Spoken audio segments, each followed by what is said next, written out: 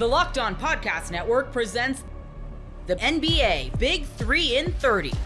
The 3 biggest stories in the NBA from our local experts at the Locked On Podcast Network. We bring you the real story, why it matters, what's next, who wins the big game, and more, all in 30 minutes. The NBA Big 3 in 30 starts now with the biggest story in the NBA. Well. The NBA playoffs are here, and y'all, I can't wait. You are Locked On Nuggets, your daily Denver Nuggets podcast. I think this is going to be a great series. You know, I think one of the most untold stories about this year in the last several months has been the fact that the Clippers, look, they have been such a dominant team on both ends of the court. And I wouldn't be surprised, honestly, Ryan, Dime, there's a chance they could have 2, not 1, 2 players on all NBA ballots by the end of the season. And I think that the NBA community at large, if you haven't got a chance to watch Ivica Zubac play this year, he has been tremendous. I thought he should have been an all-star this year. That's how good he's been. I think he has an argument for first team all defense this year. Probably won't make it, but at least make the second team this year. He has been such an important player for them. And y'all, the trio, Kawhi Leonard, James Harden, Zubac, that has been the linchpin of the greatness of what the LA Clippers have been this year. And Dime, I'm not going to lie, I cannot wait to see it. It sounds like you were picking us to win here, Swipe. I mean, that was some good stuff. You're right. Zubac has been amazing. Best season of his career. James Harden's been great. You picking us to win? No, we'll get into that here in a little bit. I just want to look. I think it's just important to pay homage to what people have been doing. I think if you're talking about what the Clippers are, Ryan, I think there's a lot of advantages they have, and there's a reason why I think honestly they really match up well with almost everybody in the NBA because of their personnel. They're so versatile, man. I just pulling some numbers about this team. When those 3 guys and Norman Powell are on the floor, I think it was a plus 15 net rating in 1,000 possessions. So basically when Kawhi came back, and they've been so good together on the floor, I kind of equate that to about where the Nuggets were when they won the title. And that should, I think, scare a lot of people based off of the versatility that group has. You've got a leading playmaker in James Harden. You've got some defense all the way around, and you've got just dangerous guys. So it's going to be tough. And I want to make sure to stress this to Nuggets fans. They are not to be trifled with, the Clippers. These are not the same old Clippers. And I think that's one of the first questions that I really have for Dime. How different does this team feel without Paul George, with some of the new guys that they have in there? How different is the feeling this time around? Is this going to be different? Extremely different in the sense that the Clippers have approached this season far more seriously than the seasons with Paul George. And that starts with having defensive personnel and guys that are going to go out there and set a tone defensively. Chris Dunn, Derek Jones Jr. have been those guys. Nicholas Batum has helped a little bit, but he's had his minutes limited a bit more throughout the season, just kind of, I think, saving him for the playoffs, because remember, he's older and he played in the Olympics. But this defensive identity of this team is strong. They go out there and compete every single night. And a lot of that is, as I said, Chris Dunn and Derek Jones Jr. and Ivica Zubac behind them. And without Paul George, he's just kind of an inherent excuse maker, and you never know what kind of player he wants to be. Does he want more on-ball touches? Does he want to be off-ball more? There was always just this, we couldn't satisfy PG, and it seemed like we couldn't satisfy the pairing of Kawhi and PG, but now it feels like the pecking order is very clear. It's Kawhi Leonard as the guy, James Harden controlling the game the most, being our pick and roll guy, but our second option, then Zubac, and then Norman Powell, and they all play a distinctively different way. So it's really 2 real stars, a third guy in Zoo who you can argue is a star, and then Norm and great role players. Oh, no. There's no argument. He's getting all NBA votes this year, Ryan Blackburn. And you know what he'll be able to argue? The Zoo will be able to say that I've gotten more all the NBA votes than the Nuggets' second best player in Jamal Murray. It's wild, man. It just every year because Jokic does so much, and he soaks up so many of the minutes and the impact, and it's deservedly so, obviously. But he does have other guys that really do help him, and one of those guys is Jamal Murray, who I think Clippers fans and pretty universally feel like that's a dangerous guy. That is a dangerous player that you have to be like watching out for and making sure he doesn't go off every single time, and he could be liable to go off at every single minute. Aaron Gordon has had great moments against the Clippers. Michael Porter, we're going to find out what Michael Porter's made of in this series. We're going to find out what Christian Brown is made of in this series. But if Jamal Murray doesn't play like the second best player on a championship team, it kind of matching what Zubac does, doing what Kawhi and James Harden can do, then it's going to be a long series for Denver, and they'll probably go home. Yeah, so I'm actually curious about this. Don, when you think about how the Clippers are going to try to defend Nikola Jokic, what are some of the things you think they're going to do in terms of just deploying defensive coverages versus him, whether in the post, at the nail, top of the key, DHO, pick and roll, isolation on the post? Do you kind of have an idea of what you think they should do in that matchup? I've been thinking about it a lot. As far as in the post, when we play the Nuggets, it's always, are we going to let Jokic try to go off for 50 and limit everybody else? Or are we going to try to, send two at him and make him give up the ball? Do you guys remember that game that Jokic shot 9 for 32 last year? Yeah, that was last year, December. Yeah, I remember. Yeah.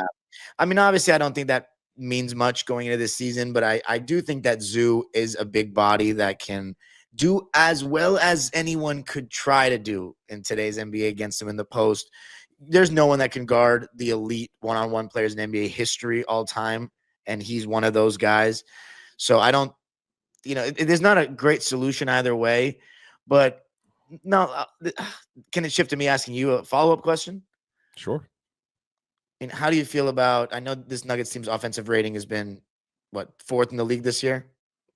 Well, I mean, the Jokic on the court, they're the best in the NBA, but because of the bench unit and non-Jokic minutes, it's kind of carried it down a little bit. Okay, well, fourth is still top 5, so that's still great. How do you feel about the fact that you're a good three-point shooting team, but you don't take a lot of them? Depending on who's in the game, let's say Jokic catches the ball in the post and Westbrook's out there or Peyton Watson's out there. If you're the Clippers, or I know Aaron Gordon's been shooting super well this year. Is he going to be willing to take 5 or 6 in a game if we give it to him? Would you double if you're the Clippers?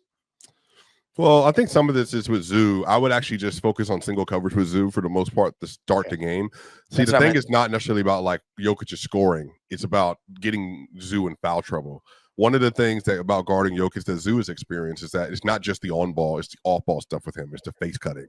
Zoo, because he lacks the prototypical sideline to sideline speed or just some of the bursts, Jokic will run by him in a half court setting, just kind of angling like he's going to go set a screen, run downhill, or he gets Zoo off balance. His arm gets stuck inside of the cherry bin, and the next thing you know, it's a foul, and he has 2 before the first quarter's out.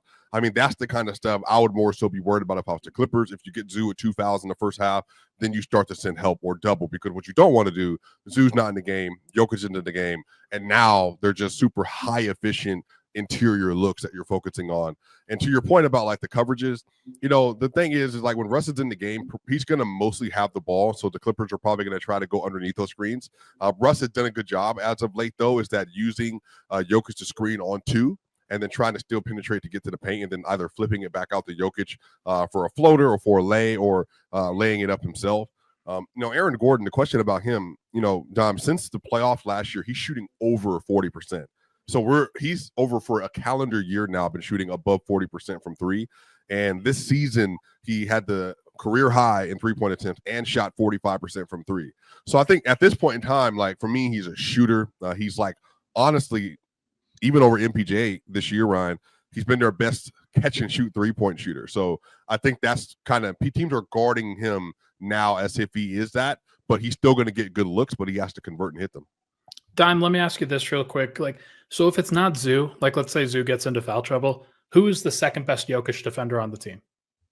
I would honestly think it's Batum. I was going to say the same thing. Not Eubanks. I mean, I don't think he's going to play at all this series. It's too high of a level of basketball. But yeah, that's the key way to. If there's ways that the Nuggets can win this series, it's get Zoo in foul trouble, and if you can force Harden to some bad games, which that can happen. For me, it's the James Harden as the X factor for the Clippers, and Jamal Murray is the guy for the Nuggets. I mean, the Nuggets go on how well Murray plays. It seems like more often than not. But my bad. What was your question? I'm sorry. Oh, just like who's the second best Yeah, defender with for Batum for sure. yeah. But we got to try to keep Zoo on the court as much as possible. It's going to be a big challenge for Zoo to play defense without fouling. Honestly, when Swiper was talking about, Jokic catching the ball at the nail or the foul line area or high post, that is going to be more challenging than in the low post. I think Zoo is actually pretty good in the low post, even though Jokic is dangerous scoring from there, but it's just how he could turn the corner and how he plays those dribble handoffs with Jamal Murray that makes things tough. I think the one thing that I actually haven't even really thought about before I got on here, and I got to think about the next couple of days, is how are we going to defend the classic Jamal Murray Jokic pick and pop? That is the number one thing that every team goes to when having to play the Nuggets. But I will say this: the Clippers have some good guys to throw at Jamal Murray and make life tough for him for sure. And I know Swipe is a Chris Dunn guy. He's been great this season for us. You're welcome. Did you know your Fire TV is also an Xbox? Turn any TV into your gaming and entertainment hub with Fire TV Stick 4K devices. No console required. Just grab your paired controller, subscribe, or sign into Xbox Game Pass Ultimate with EA Play included, and you're ready to play. Dive into hundreds of premium titles from EA Sports College Football 25 to Call of Duty Black Ops 6 and Avowed as easily as you stream your favorite shows. It's gaming made simple, and it's all on your Fire TV. Play high-quality Xbox games at a fraction of the cost of a console. Already have a console? A Fire TV Stick 4K device is more affordable and easier to travel with, allowing you to take you or your kids' games wherever you plug in. Head to Amazon.com/Fire TV Locked On to get started. Xbox Game Pass Ultimate subscription and compatible controller required. Available on select devices, including Fire TV Stick 4K, 2nd Gen, Fire TV Stick 4K Max, 1st and 2nd Gen, and Fire TV Cube, 3rd Gen.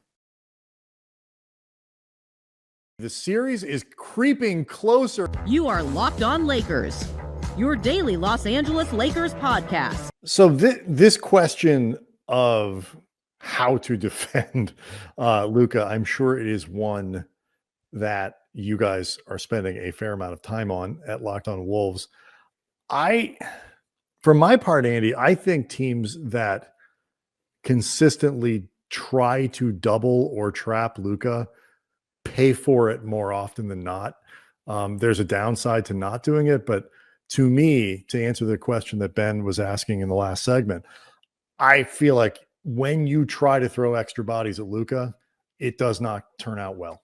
Yeah, I think it's in a lot of ways the difference between the idea of doubling Anthony Edwards, who we're going to talk about him, obviously. He's a great player. I mean, he's truly one of the great players in the league, and he can do some playmaking, but he's not a high-end elite playmaker. It's the difference between doubling someone like Ant versus, and especially with the cast of characters alongside him, versus trying to double somebody like Luka, who is great at passing out, but also he will often at that point be passing out to either LeBron or Austin Reeves. So in a lot of ways, defending Luka is really a question of defending all three of those guys, if not at the same time, certainly like in cohesion. I think for the most part, and this is, I think, maybe good news for the Wolves, at least on some level, because they've been a good defensive team and they've got a lot of wing defenders with length and stuff like that. I think the more you can try to play those guys straight up and honest and force Luka or LeBron or Austin into working for whatever they get, make or miss, but you just make them work. You make them work to get into the spots that they want, and you just make it difficult for them. Make it a taxing thing to get their points, even if they do, as opposed to trying to get the ball out of any one of those three hands, because in all likelihood, at least one other of those guys is going to be out there. And if you give LeBron or Austin the opportunity to get the ball with advantage, that can be really difficult, especially when the Lakers are playing their version of the death lineup and with LeBron, Luka, Austin, Dorian Finney-Smith, and Rui Hachimura, because then you have five guys that at minimum you have to account for. Yeah, like none of them are guys that you want to ignore. So for what it's worth, if the Wolves are capable of doing a lot of it, that I think is the best way to try to handle a difficult problem. Yeah, I think just two things happen when you double the Lakers, whether it's LeBron. LeBron is a little more doubleable just because he is I think a little bit more turnover prone. Not quite as Luka's a weird kind of explosive, but I think you understand that sort of short space ability to free himself up and all that kind of stuff with the handle and whatever. LeBron gets into a little bit more trouble with that kind of thing, but even then, either one of those guys are still so big and have such good vision that you're now, it's 2-on-1 in one spot and 4-on-3 everywhere else. Yep. The remaining guys on the Lakers, particularly with the main lineups that we're talking about, are such good passers that even if DFS is the next guy in line that gets the pass, he's going to find the open player. And now you're allowing LeBron or Luka or Reeves to operate with an unbalanced floor, and Minnesota's got to get back and scramble and fix that. If you're going to double one of those guys, double Austin. Like Austin is the guy that you will most likely get into trouble throwing multiple bodies at. Just because but even then, I think they're smart about getting out of that stuff. It might work briefly, but then it's not a sustainable strategy. I do think though, the best thing to do is just try to get all three of those guys to isolate, make unbalanced floor, and say we're just going to let you guys play one-on-one as much as possible. Chris Finch doesn't like to double guys. The only time I could really, and I'm sure they did it at times, it's really more selective. It's never like the Wolves will play teams, and their strategy from the get-go is send two at Ant, like the whole game, just do it. And the Wolves don't like to do that. They did. That's how they came back and beat OKC. Actually, I think the game right before they played the Lakers in February, they were down 20 plus in the fourth quarter. The way they came back was they just sent everything at SGA and made, J-Dub and the other guys, Chet didn't play in that game. Other guys beat them and they couldn't do it. They couldn't knock down a three.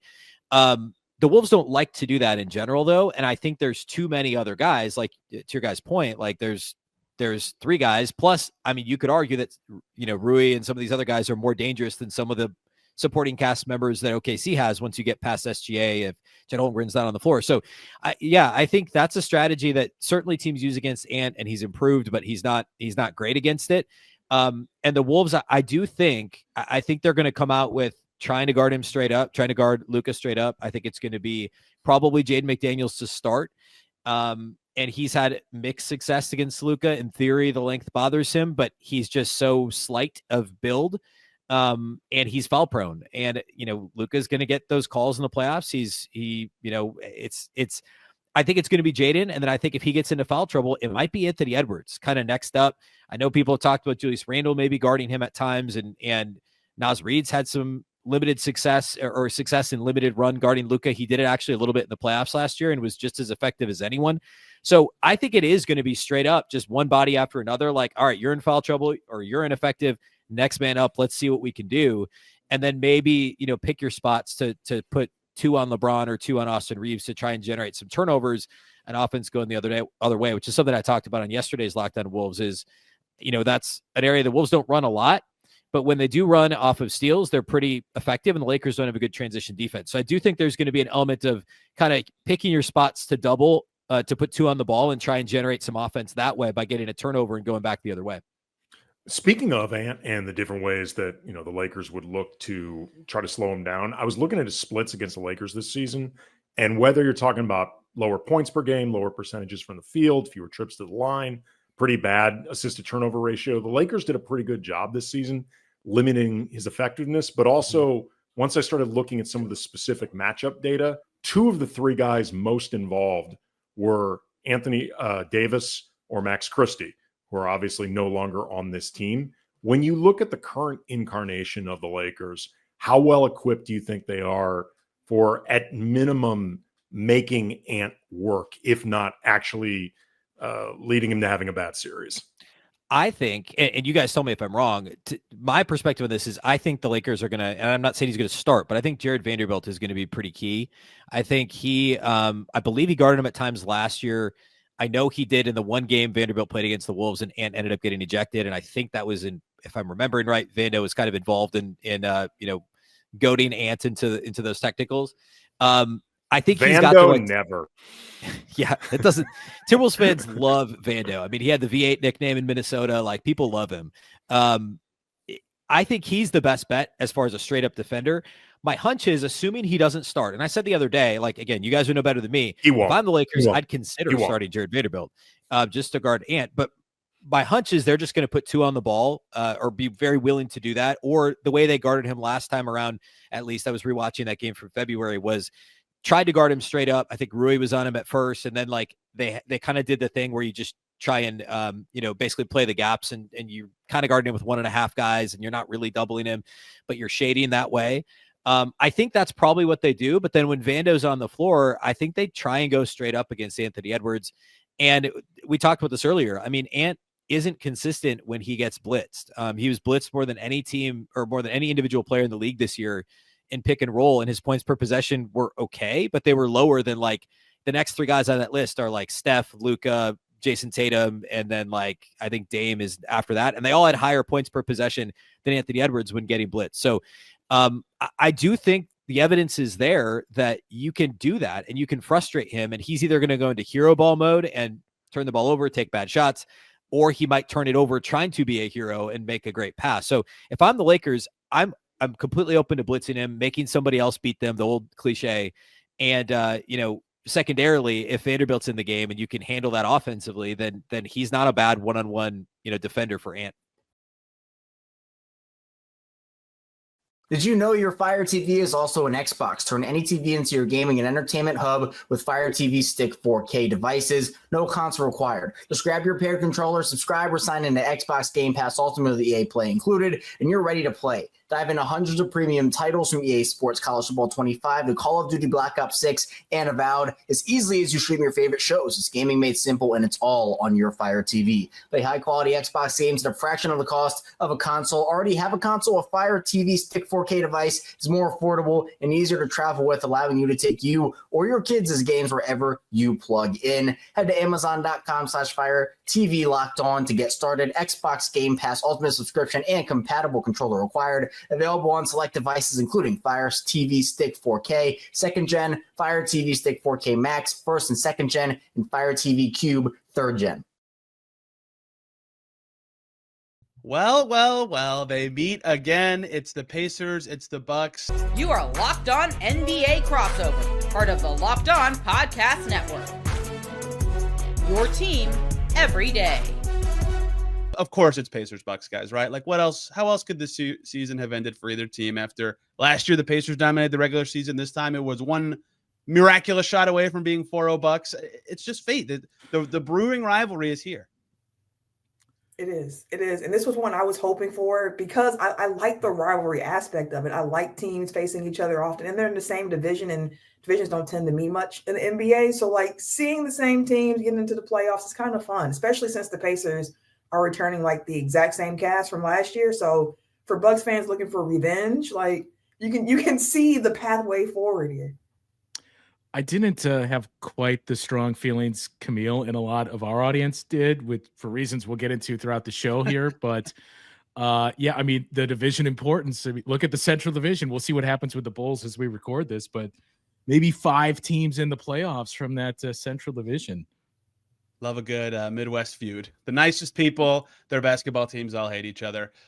It's funny to think about the differences between this year and last year's series because obviously there's this giant Greek guy who is like the thing. We'll talk a lot about him today. But the Bucks are so different even beyond that it feels like a totally different series to me, even minus Dame in a way that's going to be really fascinating.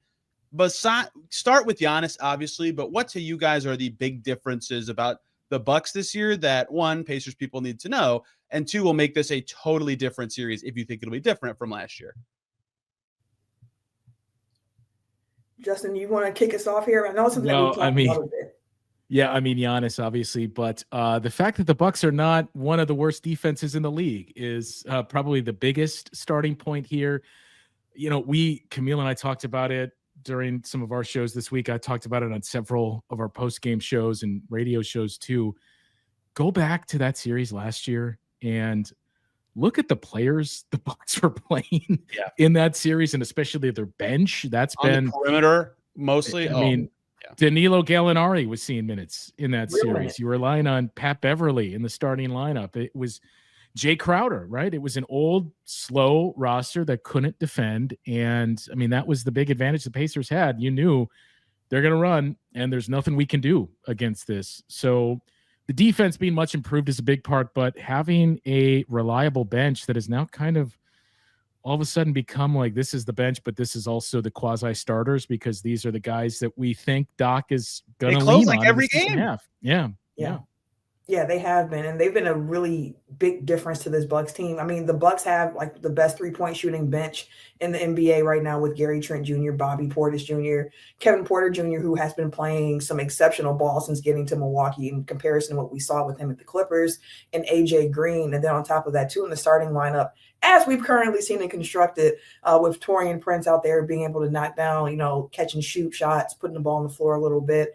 The Kyle Kuzma piece of it has been a little bit of an adventure at times, but the value that he brings to the Bucks, I think, is more on the defensive end so far than what we've seen offensively. But overall, I just think this Bucks team this year has more options than what they were able to throw out at the Pacers last year. Even Jericho Sims being healthy, I'm not sure how many minutes he'll actually get during the series, but to have the option to play a defensive, versatile, switching big is going to be really huge for the Bucks. Just the options piece of it, I think, is really big for Milwaukee.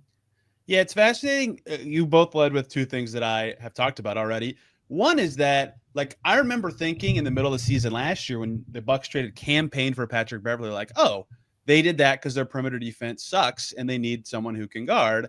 Maybe Patrick Beverley can have an impact in the series. He did, not a good impact, but he impacted the series, certainly, yes. Things happened because of Patrick Beverley. But Beasley and Crowder, all those guys just couldn't keep any Pacers ball handler in front of them, right? So the Pacers lived in the paint. And, hey, look, when you have the best offense in the league besides the Celtics, you're going to score a lot when you can get in the paint. That will not be as easy this year. They still scored pretty well against the Bucks this year outside of that December game when the zone just destroyed them. But I do think it will be more challenging for them to do that, especially as TJ McConnell has seen a decline this year in his effectiveness. But it's going to be a lot on Haliburton and Mathurin and Nembhard to keep up paint pressure against better defenders. And it's not easy against the Bucks. And, yeah, the shooting part, I think, is the scariest part because of the Giannis passing element where he just dimes these guys up across the court and you can't double him as easily in the post, and all these guys are drilling everything. Gary Trent, has he missed a three against the Pacers this whole season? It feels like he's 60 for 60. So those two things are huge, scary switches in the Bucks personnel around the fact that Giannis is playing this time, which is crazy because up until last year, I think the Bucks had won 12 in a row that Giannis played against the Pacers. I think everybody in the Central Division has been dealing with that. So there's a lot of little challenges that will make this challenging, obviously, for the Pacers this year in a way that it wasn't last year, even though they still have, obviously, their own advantages that we'll get to. Yeah, I mean, Gary Trent Jr., luckily for you guys, the first game against the Bucks came out, or luckily for the Bucks, wasn't in the first 10 games of the season. Otherwise, he would have been missing everything. But yeah, that's been one of the big stories. The Bucks have been able to keep up and push the pace. Their perimeter defense has been much improved. There's a lot of minutia and interesting matchups to get into with what we saw in that lone loss for the Bucks and Taurean Prince taking on the Tyrese Haliburton role. I don't know that I'd expect that or a heavy dose of that given what we saw the last time that happened. But I think the big thing is you kind of toe a line where I'm going to say something, but I'm not going all the way over the line here. And a lot of Bucks fans have kind of leapt over that line. Interesting to see some of the discourse. I am by no means saying the Bucks are better off without Damian Lillard because they're not. But with Dame out and looking at what the matchup was going to be for the Bucks, either the Pacers or the Knicks, you need some help defensively in the backcourt. And Ryan Rollins and Kevin Porter Jr. are both much more suited to take on that challenge than Damian Lillard was. They are. And for the Bucks, I think this is a series, and to Justin's point, not overlooking the Pacers, but this is a first-round series against the Pacers where it feels like Giannis being the lone superstar with how the rest of the team is constructed should be enough for the Bucks to come out of this first round series victorious. And in large part why I have that confidence, it lies in Giannis. Giannis has been a problem for the Pacers for the last 4 or 5 years. And if we no, 10 or 11. Longer. Even if you just isolate the numbers for the last 2 years, because this Pacers team, as we see this year, is very similar to last year. Giannis is averaging 37 points a game against the Pacers over the last 2 years, and his ability to get downhill, his playmaking, and how he's been playing the last few weeks to end the season, getting that rhythm of being the primary playmaker, I think is going to show up big for the Bucks.